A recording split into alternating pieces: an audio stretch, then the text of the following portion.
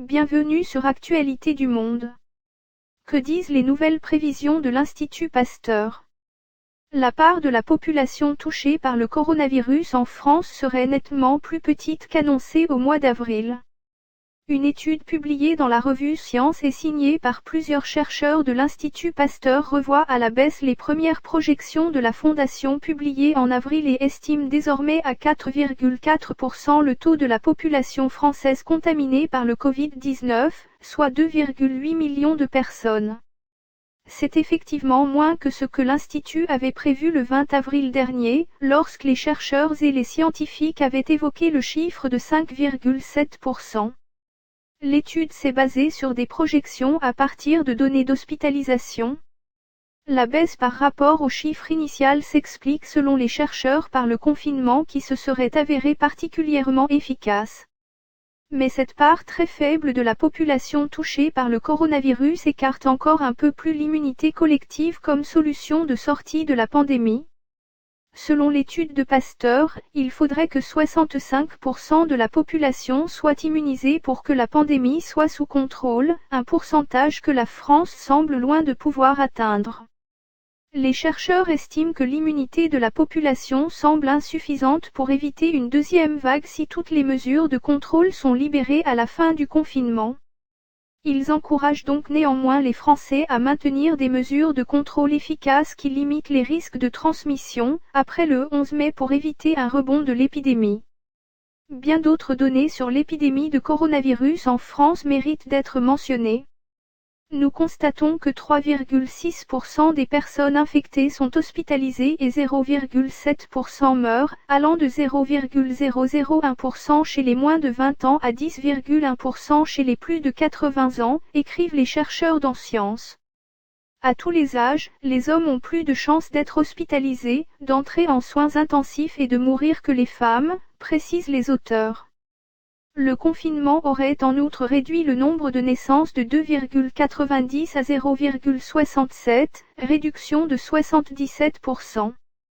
Que sait-on de l'enfant décédé de la maladie de Kawasaki? On a appris ce jeudi en fin de journée la mort d'un enfant de 9 ans, survenu samedi 9 mai à Marseille. Selon les médecins de l'hôpital de la Timone, la victime est décédée des suites de symptômes s'apparentant à ceux de la maladie de Kawasaki. Selon le chef du service de réanimation pédiatrique de l'hôpital, Fabrice Michel, l'enfant a succombé à une atteinte neurologique liée à un arrêt cardiaque, et avait une sérologie montrant qu'il avait été en contact avec le coronavirus, mais n'avait pas développé les syndromes du Covid-19, a-t-il précisé à BFM TV. Santé publique France, ce jeudi soir, a parlé d'un garçon présentant une comorbidité neurodéveloppementale, après une maladie inflammatoire ayant atteint son cœur et qui était sans doute liée au Covid-19. Ce syndrome de Kawasaki, très rare et qui touche les enfants, montre une résurgence significative depuis le début de l'épidémie de coronavirus en France.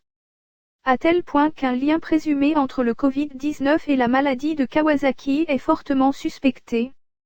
À Marseille par exemple, 3 cas, en moyenne, sont recensés tous les ans, alors que déjà 5 cas ont été hospitalisés à la Timone ces dernières semaines. Depuis le 1er mars, 125 cas ont été recensés et 52% d'entre eux étaient atteints du Covid-19. Dans le cas de la victime marseillaise, le lien avec le virus d'origine chinoise semble cependant difficile à nier, a indiqué Fabrice Michel. Combien de cas et de morts du coronavirus en France? Dernier bilan. Ce jeudi 14 mai, le dernier bilan de l'épidémie de coronavirus en France a été publié en début de soirée par Santé publique France.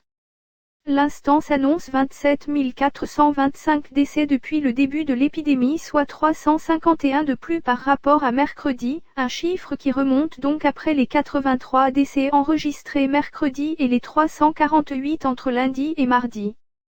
L'épidémie est toujours active même si les hospitalisations en cours sont une nouvelle fois en baisse, 608 personnes de moins en 24 heures.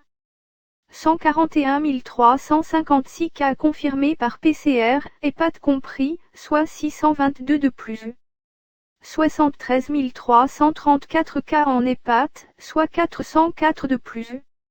27 425 décès au total, EHPAD compris, soit 351 de plus. 17 224 décès à l'hôpital, soit 123 de plus. 10 201 décès en EHPAD, soit 228 de plus.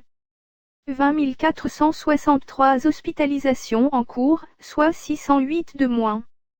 2299 personnes actuellement en réanimation, soit 129 de moins. 59 605 personnes sorties de l'hôpital, soit 932 de plus. NB, les données relatives aux personnes hospitalisées et en réanimation présentées ci-dessus correspondent au nombre de patients en cours de soins et non du cumul depuis le début de l'épidémie. En cumul, on enregistre 97 844 hospitalisations. De même, les hospitalisations et cas en réanimation supplémentaires en 24 heures correspondent à des chiffres nets, tenant compte des guérisons et des décès. Dans les dernières 24 heures, en brut, 542 hospitalisations de plus ont été enregistrées et 52 admissions en réanimation.